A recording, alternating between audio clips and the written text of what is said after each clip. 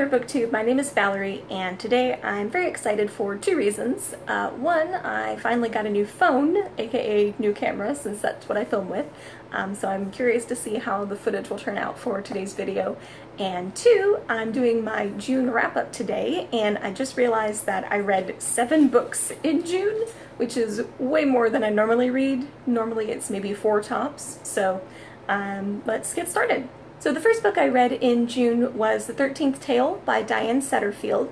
I would classify this as a mystery, or maybe even a gothic mystery. It was written just a few years ago, sometime in the 2000s. It involves a woman whose name I can't remember, but the main character works at a bookshop with her dad and is maybe in her 20s, early 30s, and she gets a letter from a very famous writer named Vida Winter, and Miss Winter has never revealed her truthful life story to anyone in any of her interviews. She always gives a different answer. She just makes up the most ridiculous lies every time. But Miss Winter has decided that she wants to finally come forth with her life story in a biography, and that she wants this main character of the book to write it, and invites her to come stay with her and be told the story so that she can write her biography. So the main character discovers, as Miss Winter is telling her this tale, that maybe everything isn't as it seems.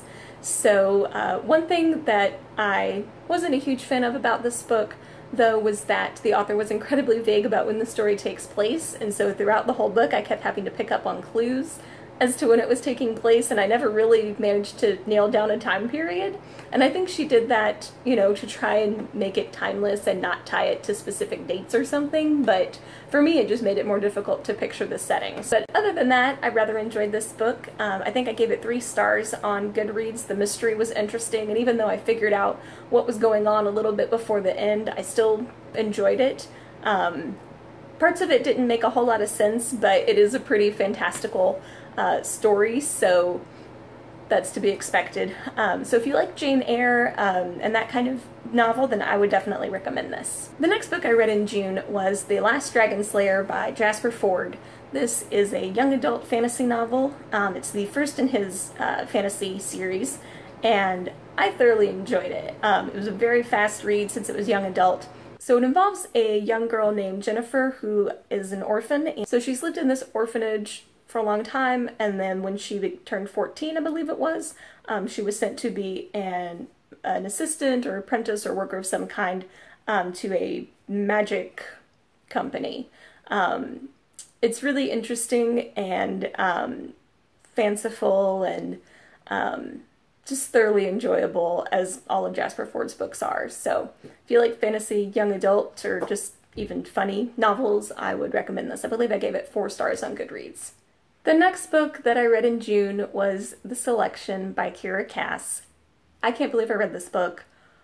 I had my best friend said it was good, so I read it. And I will say, I have read way worse YA novels than this. It's not as bad as I was expecting it to be, which, considering that I was expecting it to be terrible, it would have been really hard for it to live up to those expectations, and I did find things about this book that I liked. It's not my favorite series in the world, and it's not, you know, mind-blowing literature, but it was a fun read. It was a very fast read. If you haven't heard of this series, it's basically The Bachelor meets The Hunger Games. That's pretty much what it is. It takes place in a dystopian future society where the United States is in a really interesting political situation where at one point they were taken over by China, and then they aren't now, and so they have this weird caste system, and in the caste system, the prince, when he comes of age and has to marry, has to basically host a bachelor-like program that is aired on TV to pick his future bride from a woman of the lower castes. So the main character, America Singer, who has the corniest name ever, is from one of the lower castes and is a musician. She sings and plays piano and violin, and she gets chosen, obviously, for this competition and has to decide what she's going to do between her ex-boyfriend at home, and this prince. So I enjoyed the first book pretty much. Like I said, it was a fun, fast read, a light read. And my friend pointed out, and I would agree with this, that I thought that the politics in it, I wish there was more of the political side, because I actually find it quite interesting, like hearing about what the political situation is like in this dystopian future, and military situations that seem to be developing and things like that. I thought that was interesting, and I didn't expect a book like this to go into that as much as it did. But I'm reading, I enjoyed this one, but I'm reading the second one now, and I'm not liking it as much. It's getting a little better. There was one bit that I thought was interesting, but it's getting a little love triangle for me, a little way too love triangle, and I can't deal with love triangles, so we'll see how the second one goes. I will probably be finished with it this month, so I'll talk about it in my next wrap-up. So I gave the selection 3 stars on Goodreads. The next book that I read in June was Silas Marner by George Eliot. This is a classic novel from the 1800s. It's a very odd and very short book, as you can see. So the book starts off with this guy, Silas Marner, and he has a pretty typical life, living in a village, has friends, goes to church. I think he's engaged at the beginning of the book. And then everything falls apart when his best friend betrays him and blames him for a crime that he did not commit, that his friend actually committed. And this is all within like the first 15 pages of the book, maybe 20. So it's very sad, and he basically gets shunned and has to leave his village. And so he becomes this recluse in another village, and of course, because it's a small village, like everyone sees him as an outsider and no one trusts him. And then something happens that changes his life forever. So I thought it was pretty good. It took a while to get going, considering how short it is. Like, the crux of the novel happened like 80 pages in, maybe 100 pages in out of 150 or so. So I thought that it either could have been shorter, or like been a novella or like a short story, or that, I don't know, it could have been longer and had more plots or something. I don't know. But once it got going, I quite enjoyed it. And I liked, for the most part, I liked the writing style. I just always usually like writing styles of old books like this, because it takes a while to get back into it, and they word things so differently than we would now, and it's just really interesting. If you like classics, this one's really short, so it probably wouldn't take you very long, so I would recommend it. The ending was very interesting, and I liked like the last 10 pages were my favorite part of the book. I gave this only 3 stars on Goodreads. The next book I read in June was The Girl on the Train by Paula Hawkins. As you can see, I read this on audiobook. This was the first fiction audiobook I had read, and I thoroughly enjoyed it. It was what inspired my video about audiobooks that I did recently, which I will link below. I'm a huge fan of mysteries, as you might know, so this was just really good.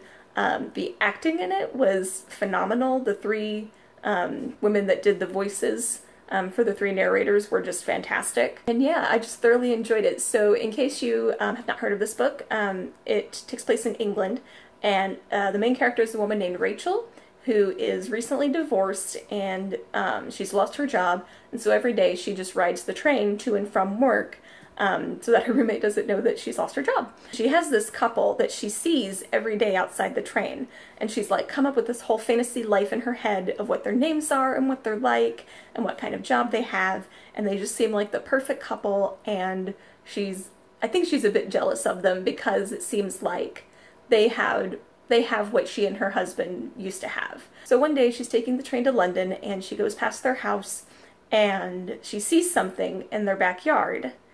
Something happens, and she eventually goes to the police about it, and there's this whole investigation about what's going on, and it's very, very interesting. And I think shortly before the end I figured out what was going on, but it's still very good, and I would highly recommend it. It's definitely got some twists and turns that I did not see coming. The next book I finished in June was Hark, a Vagrant by Kate Beaton. I'm sorry I keep holding the books like this, but I got these from the library, and so it's got the name of the library of where I live spelled out on the cover on the barcode, so just trying to be safe here. So anyway, so this is a graphic novel. As you can see, there's drawings and everything, and it's mainly comics about history and or literature. It's written, Kate Beaton is Canadian, and so there was a bit about Canadian history in it that completely went over my head because I'm embarrassed to say I know nothing about Canadian history, but a lot of it was very funny. If you're at all familiar with Canadian history especially, you would probably really enjoy this book. I think I gave it 3 or 4 stars on Goodreads. I may have given it 3 because I didn't understand some of the jokes. And the last book that I read in June was Snowflower and the Secret Fan by Lisa C. So I had several reasons I wanted to go ahead and read this book. One, I was trying to finish it for a readathon I was doing, but I didn't quite finish it before the readathon. I didn't get close to finishing it before the readathon. Another reason that I wanted to read it soon was because I've had this book forever. It was one of the first books that I saw recommended on BookTube when I first started watching BookTube videos like 2 years ago. And I've had it pretty much since then, so I figured I wanted to go ahead and finally read it. And then another reason that I really wanted to read it is because I came up with this, actually I don't think I even came up with it, I think I saw the idea somewhere, of making a goal of reading a book from every continent, which sounds easy because like you don't include Antarctica, so it's only 6 continents. It shouldn't take long. It has.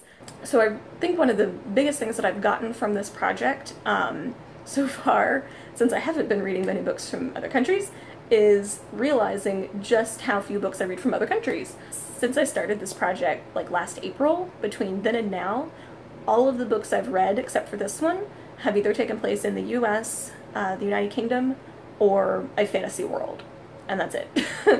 So, yeah. This has definitely opened my eyes to just how limited my reading scope is in terms of that. So I'm excited to read more books from other countries that take place in other countries. So this takes place in China in the mid to late 1800s. It takes place over several decades because it goes over the entire life of this woman, Lily, and her best friend, Snowflower. And,